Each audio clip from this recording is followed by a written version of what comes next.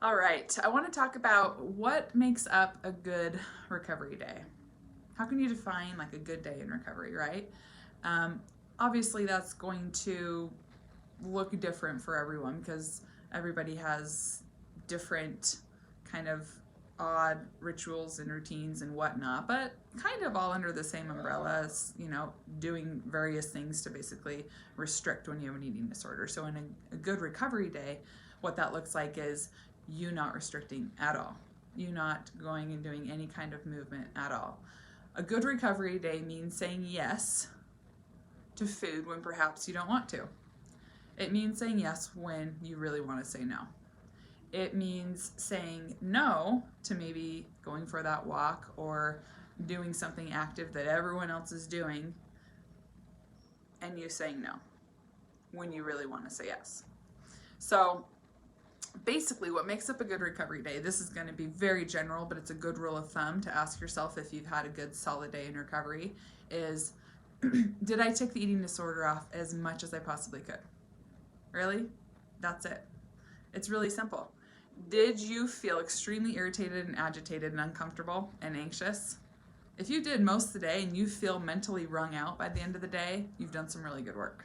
I remember feeling like when I would lay my head down on my pillow at night, I remember feeling like my brain hurt almost. Like I felt like I was running a mental marathon every single day because every action had to be picked apart and addressed and changed, and I had to go against what I so naturally was so used to doing that I seriously just felt so mentally exhausted by the end of the day.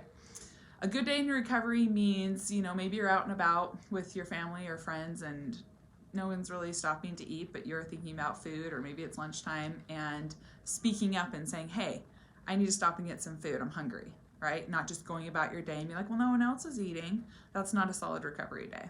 Another thing would be waking up and first thing in the morning, picking your most challenging food and going for it. Maybe it's that candy bar, something first thing in the morning, and then going and eating the rest of your breakfast, and then not stopping until you're full and satisfied. You can't think of anything else you want to eat, and then going in and doing that again and again and again, all throughout the day. A good recovery day is not distracting yourself so that you don't have to eat. It's not trying to busy yourself so that you can sort of challenge yourself in some instances throughout the day, but not so much that you're really just eating all throughout the day.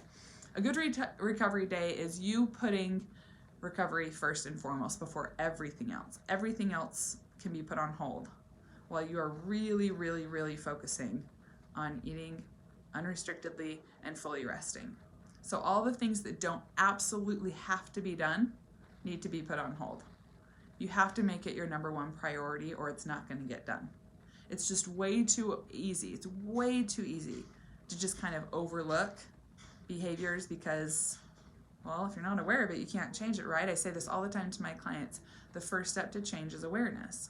So a good recovery day is you being like the detective of any kind of restriction or compensation, and then catching it and changing it instantly as fast as you possibly can. Do something very bold and aggressive to change that behavior. So this is a short and sweet video, but I just kind of had that thought of like, what is a good recovery day? Hopefully that gives you some things to think about. All right, have a good day.